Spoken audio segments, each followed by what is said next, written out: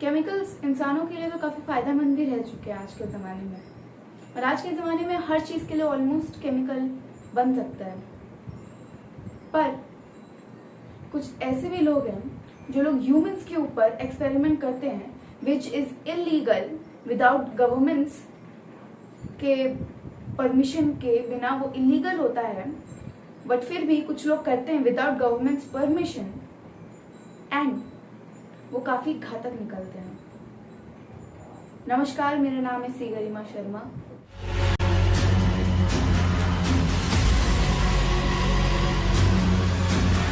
और आज मैं आपको बताने वाली हूँ एक कहानी जो 1940s की सोवियत टेस्ट फैसिलिटी में हुई है।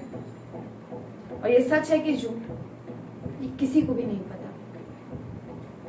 इसे ज़्यादातर लोग झूठ मानते हैं, पर इसमें जितनी भी चीजें कही गई हैं वो सच से कम नहीं। ये कहानी ऐसे ही चलती है कि 5 प्रिजनर्स को लेके गए थे ये लोग एक चैम्बर में और वहां पर उन्हें लॉक कर दिया गया था। क्यों? उनके ऊपर उन लोगों को केमिकल टेस्टिंग करना था। केमिकल टेस्टिंग इस चीज का कि उस टाइम पे जब वर्ल्ड वॉर चल रहा था, तो वर्ल्ड वॉर के टाइम पे जितने भी मिलिट्री थे वो लोग 30 दिन तक बिना सोए रह सकते हैं, इसीलिए उन्होंने ऐसा केमिकल बनाया।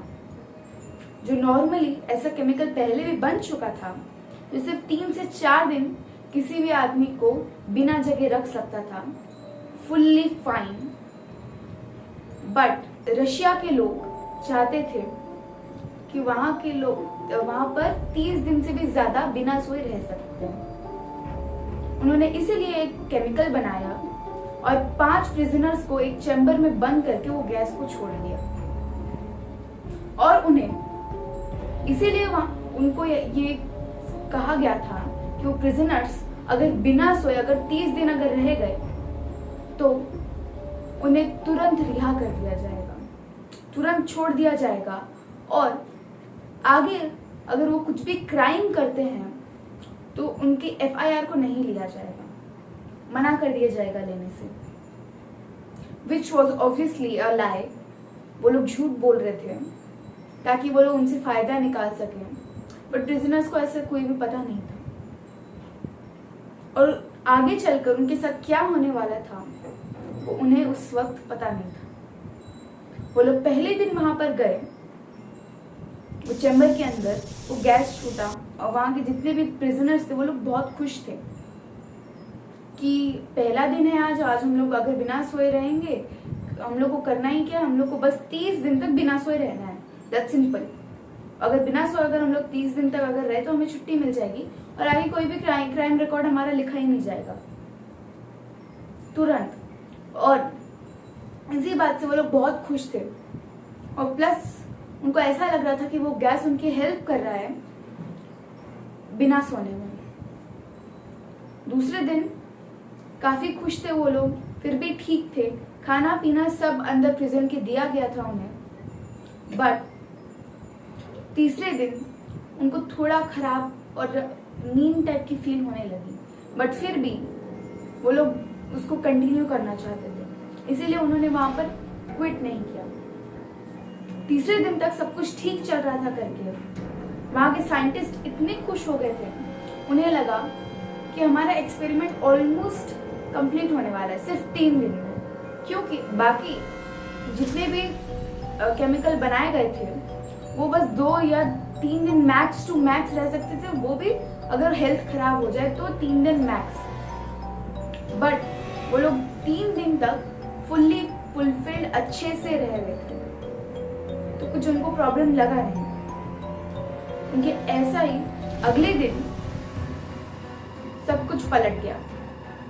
अगले दिन जब उस रूम में माइक्रोफोन से सुना जाता है तो बहुत ही डार्क सीक्रेट निकलता है। वो जितने भी प्रिजनर्स थे वो लोग अपने ही आप से बात कर रहे थे अबाउट देयर ओल्ड जितनी भी डार्क हिस्ट्री थी उनकी, उस सब के बारे में। उन्होंने कितने कत्ल किए, कितने लोगों को मारा, क्यों मारा, सबके सब नेगेटिव सोचने लगे थे। Which was very normal. तो उन लोग को लगा कि शायद वो लोग सो नहीं रहे हैं, तो इसीलिए उनको थोड़ा सा अजीब फील हो रहा होगा, नेगेटिव फील हो रहा होगा। ऑन द 5th डे हद ऑलमोस्ट पार हो गई थी। उनमें से एक प्रिजनर अचानक से 3 घंटे कंटिन्यूस दौड़ रहा था और दौड़ते दौड़ते चिल्ला रहा था विदाउट एनी रीजन। और 3 घंटे कंटिन्यूस जोर जोर से चिल्लाने के कारण उसका गला फट गया। उसका जो वोकल कॉर्ड था वो ब्लास्ट हो गया।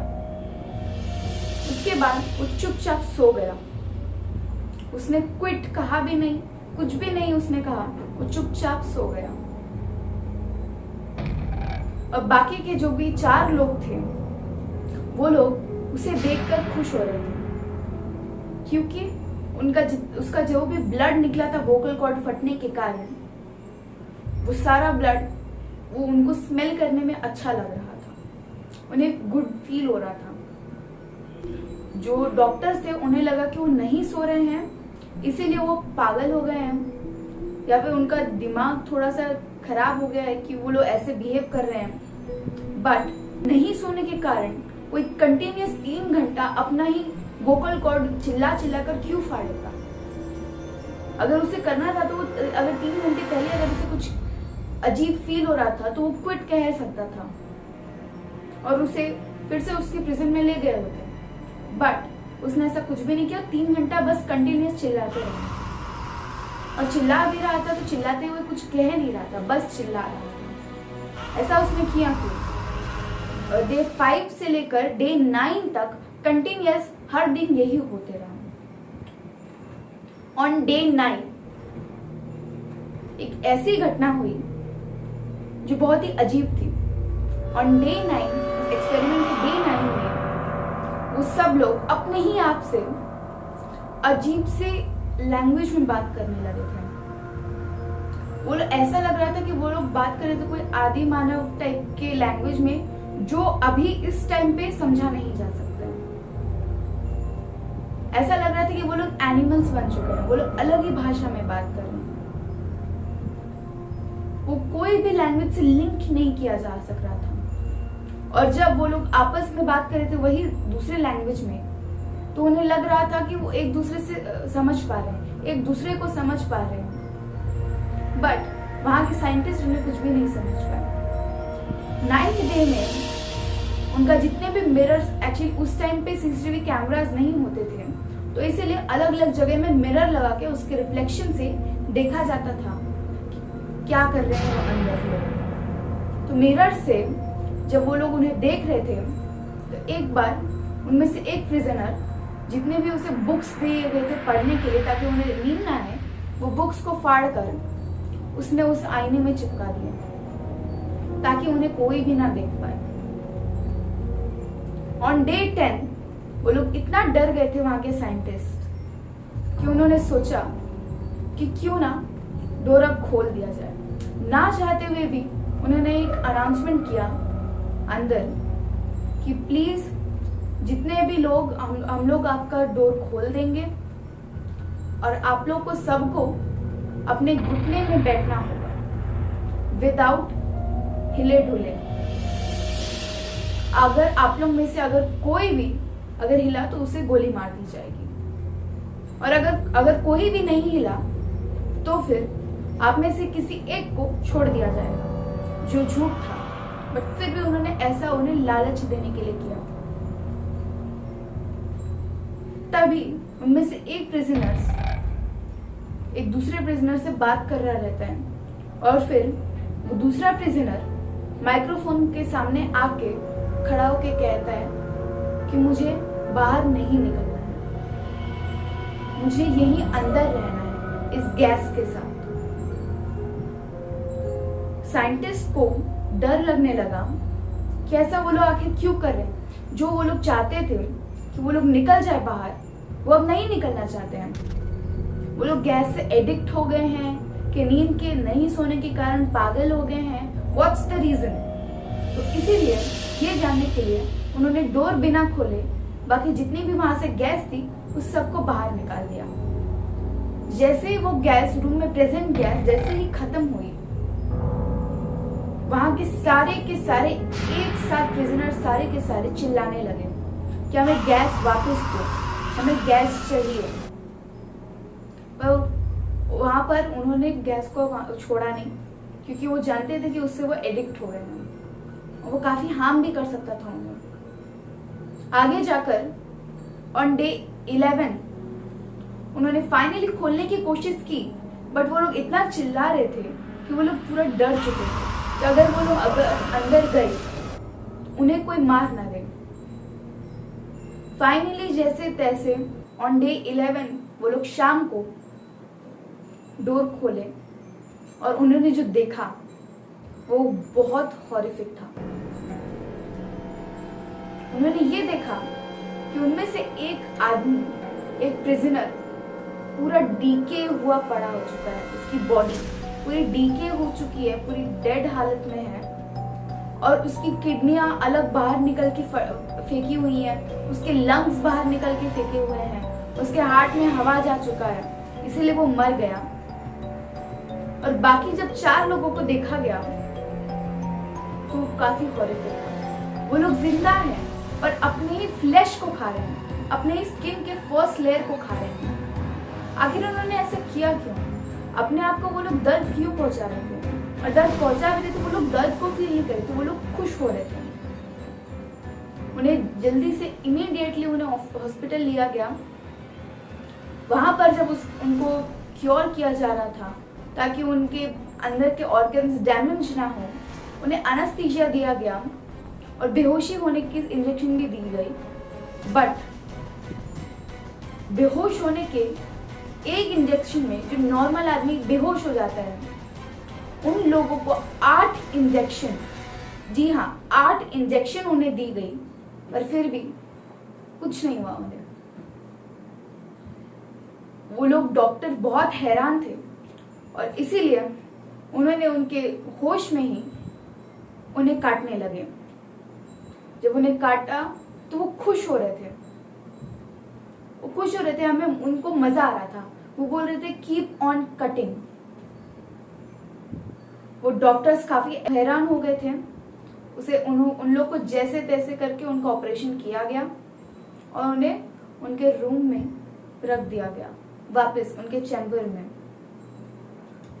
उनमें से सिर्फ बचे हुए थे और 2, क्योंकि बाकी बचे हुए जो 4 थे उनमें से 2 लोग ऑपरेशन के दौरान ही मर गए थे, और जो बचे हुए 2 थे उन लोग को वापस चैम्बर में रखा गया। लेकिन वो लोग कंटिन्यूस चिल्लाने लगे कि हमें काटो या फिर गैस दो, पर ऑब्वियसली उनमें से 2 कुछ भी नहीं कर सकते थे। वहां का डॉक्टर, जो हेड डॉक्टर था, जो हेड रिसर्चर था, वो परेशान हो गया ये सब चीजों से। वो काफी डर गया।